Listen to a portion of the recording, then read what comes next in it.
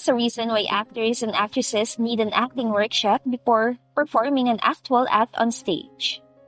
Dahil mapapansin mo kung saan ang scripted na hindi na klase ng pag-akto. Raquel did a great job pretending, but she's doing cringe-worthy acting, giving him irritation and headaches, and he wishes he could throw her out of the window at this very moment. I told you not to think about it too much.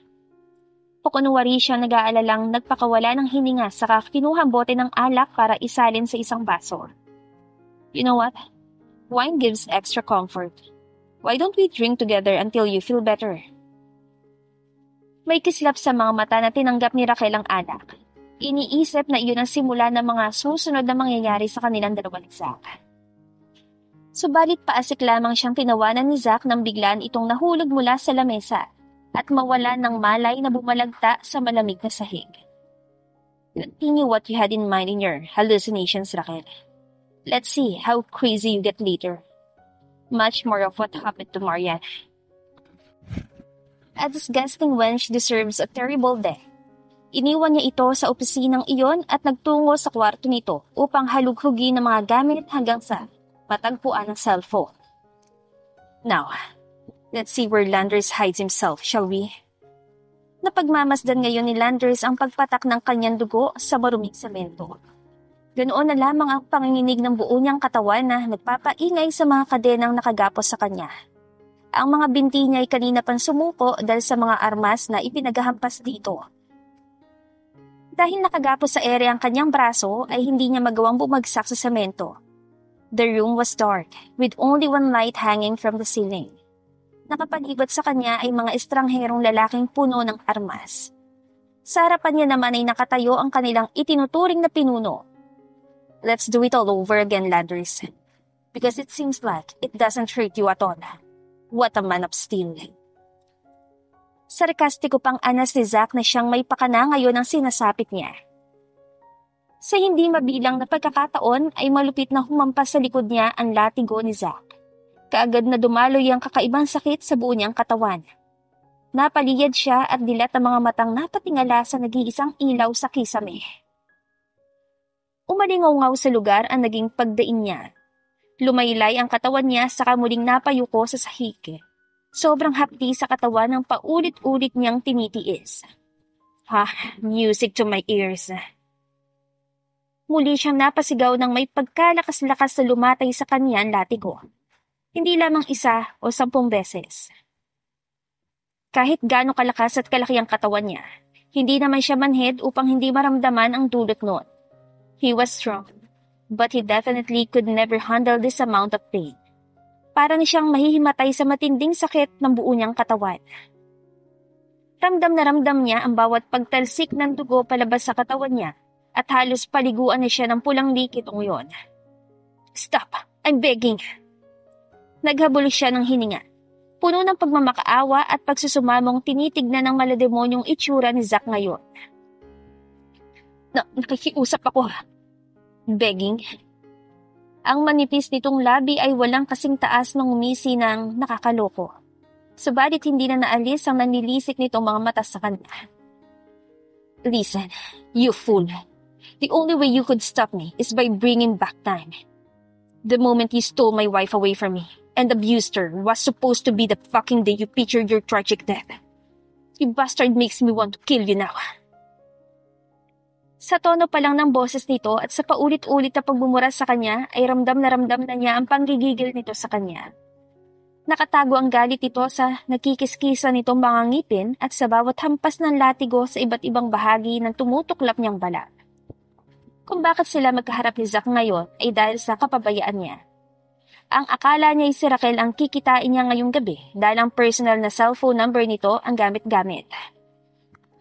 Wala siyang pag-aalinlangan na nakipagkita sa babae, pero ang sumalubong sa kanya ay grupo ng mga armadong lalaki. Hanggang sa tinapo na siya sa ganitong klaseng lugar. Nadatna na niya ang sarili na nakagapos sa mga kadena at tanda pa niya ang naramdamang takot nang malamang ang asawa ni Audrey ang siyang may pakana nito. Ngunit kahit na nasa ganitong sitwasyon ay hindi niya maiwasang mag-alala kung nasaan at napaano na si Raquel. Ayaw niya yung itanong, dahil ayaw niyang ibuntong ang galit ng lalaking ito sa minamahal niya. Just kill me now. Ilang beses na siyang napaubo ng dugo. Dumidilim na rin ang paningin niya sa labis sa pagpapahirap ni Zack sa katawan niya. Ang sakit ay hindi na niya matitiis pa. Mas lalo pa siyang nawalan ng lakas nang buhusan siya ng kumukulong tubig ng mga armadong lalaki. Umalingaw-ngaw muli ang nakakagambala niyang sigaw sa lugar na halos namamaos at nauubusan na rin ang boses. Killing you will only make you escape from me. How lame was that? Pinitawan ni Zack ang kanyang latigo. Pinunasan ng puting tela ang mga dugong tumalsik sa mukha niya. But don't you worry, soon, you will meet your end together with Raquel. At least, magkasama kayo sa huling hininga niyo. Raquel. Habol-habol niya ang mga natitirang hininga. Anong ginawa mo? Matunog itong umasik. Wala pa. Dragging her every day isn't even the start of what I'm supposed to do, you know? Masyado magaan na makita lang siyang mabaliw. I will make sure she'll be exposed to the world so that even in her death, she'll be shamed, disrespected, and mocked. Gusto niya itong murahin at pagsalitaan ng masasama, ngunit sa natamo ngayon ay wala siyang lakas magsalita pa. Maski panatilihin dilat ang mga mata niya, ay hindi na niya magawa pa. Bagsak na ang katawan niya.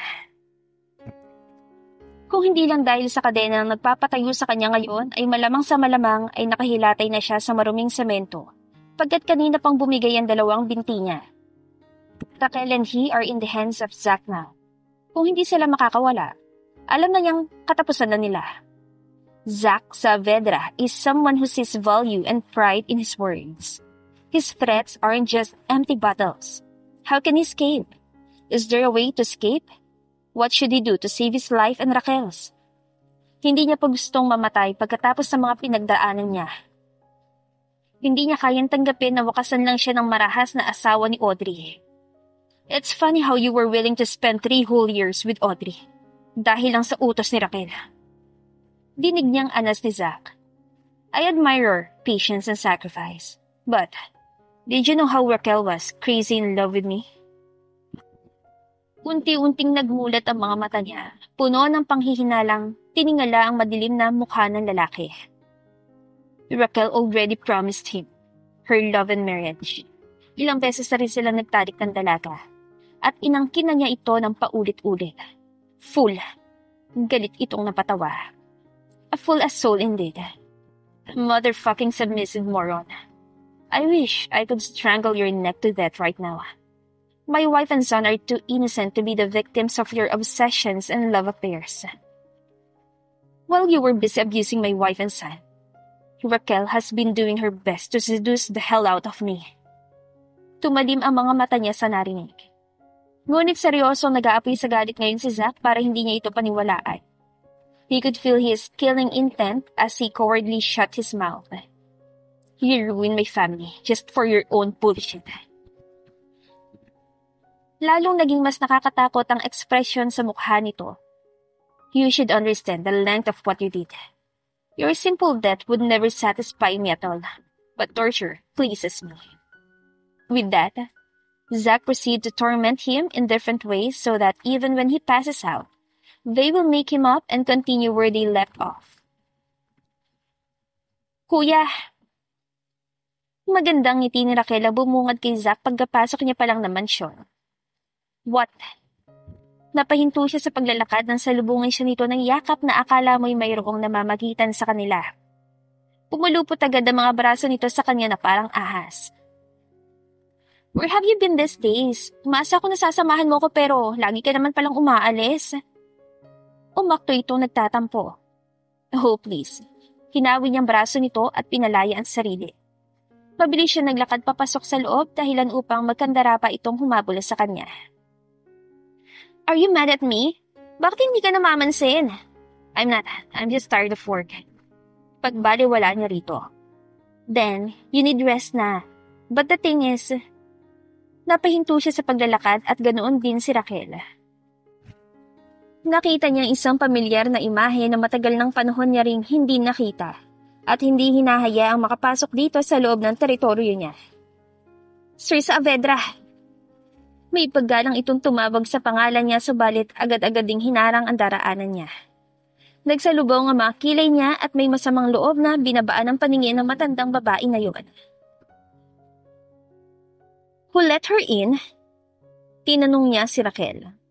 I'm sorry kuya pero kanina pa kasi siyang nagmamakaawa na gustong pumasok dito sa loob. Hinahanap niya si Audrey. I mean, ilang years din niyang hindi nakita ang anak niya. Kaya naawa ako at pinapasok ko na. Tiimbagang pinasadahan ng tingin ng matandang babae. Nanooy disente ang pananamit at nababalutan ng mga alahas ang katawan.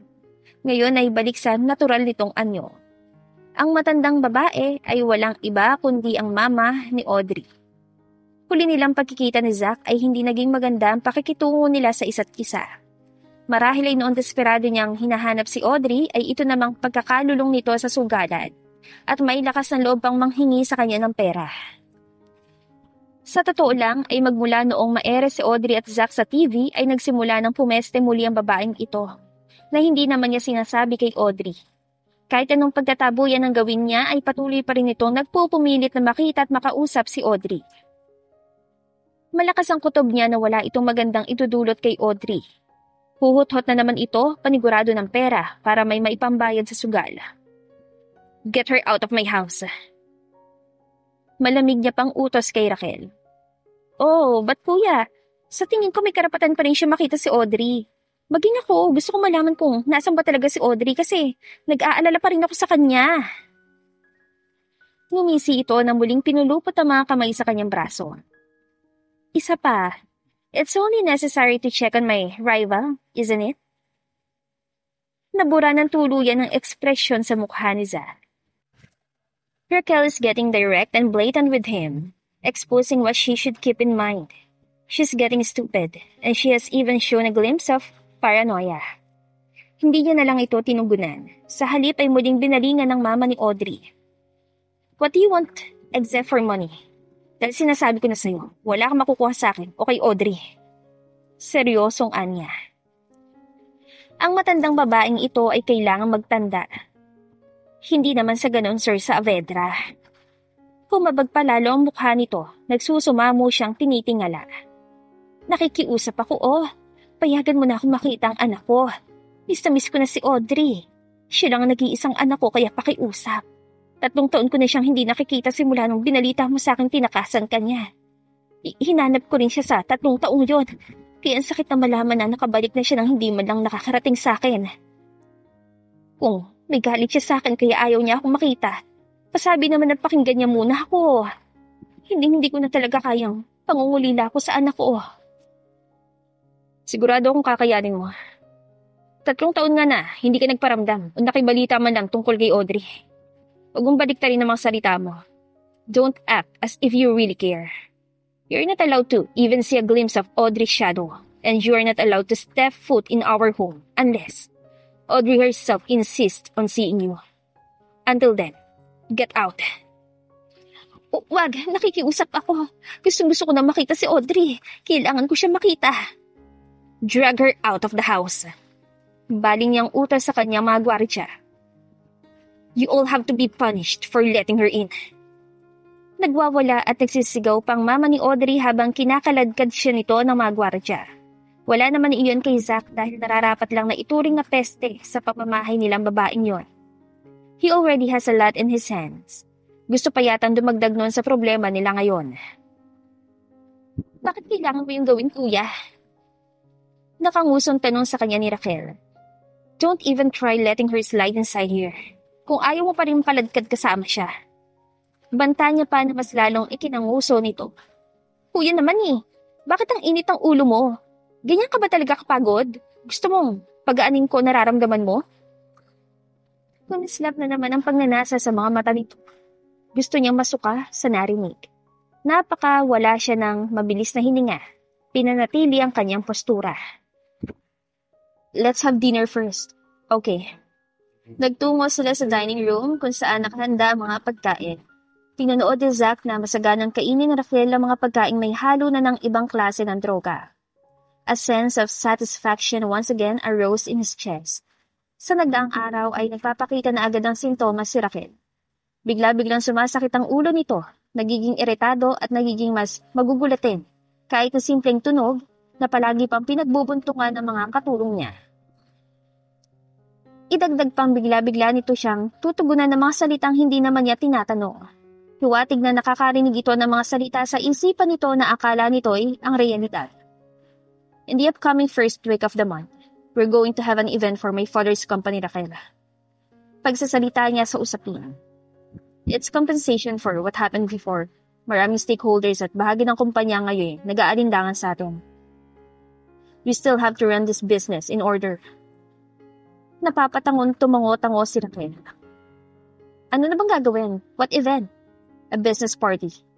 I've already reserved the location of the hotel, and the preparations for this event are still ongoing. You also need to prepare a lot, as you should, as Saavedra.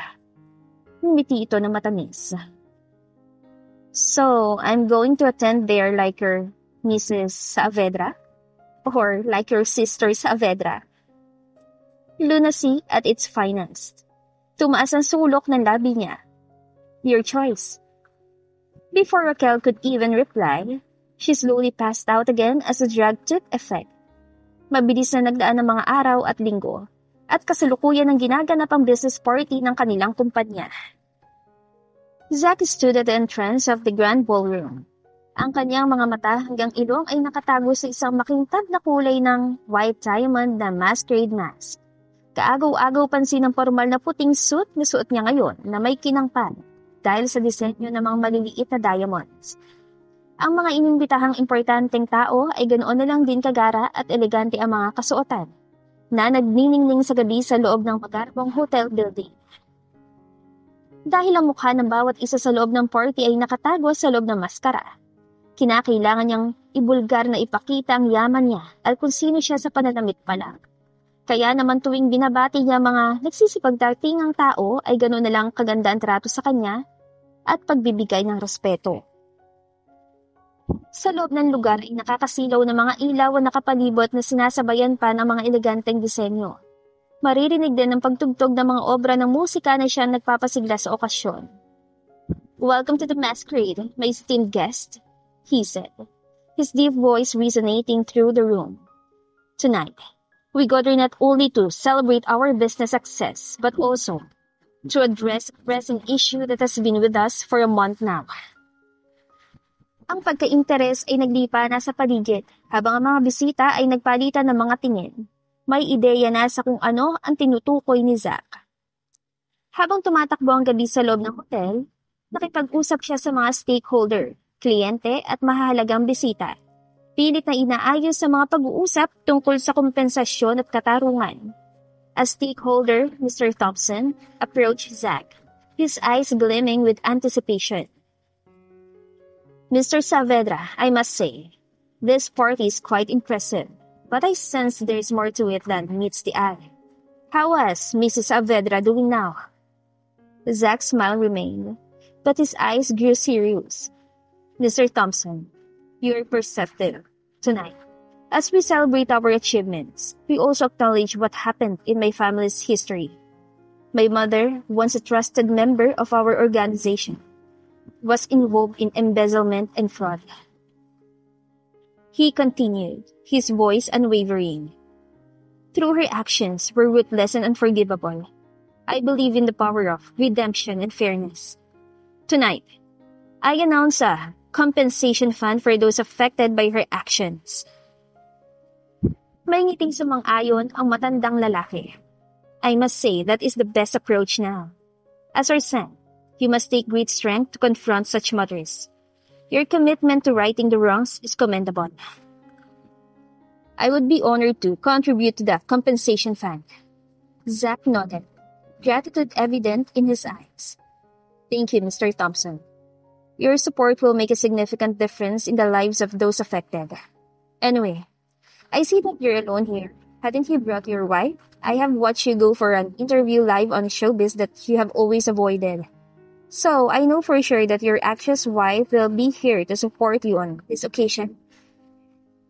Pag-iba nito ng usapan, nanatili ang ngiti sa kanyang labi. "She always supports me behind my back, so nagkibit-balikat siya. Why do you ask?" Oh, just asking casually, but not gonna lie. My wife is a fan of hers. Oh, wow. I'll make sure to regard her to my wife then. He clasped his palms with a smile. Then, please enjoy the party. I sure am enjoying it now. As the night progressed, Zach engaged in discussions, ensuring that the compensation fund was transparent, fair, and provided a sense of closure for those impacted. Kalaunay na puno ng tao ang hotel at mas lalo pang umingay ang lugar, hatid ng pag-iiba ng musika. Dahil lahat ng imbitadong tao sa loob ay nakasuot ng maskara, halos hindi nila alintana ang mga taong kinakausap at tangi lamang silang nasisiyahan sa pakikipag-interaksyon sa iba't ibang taong may estado hanggang sa lumalim ang gabi.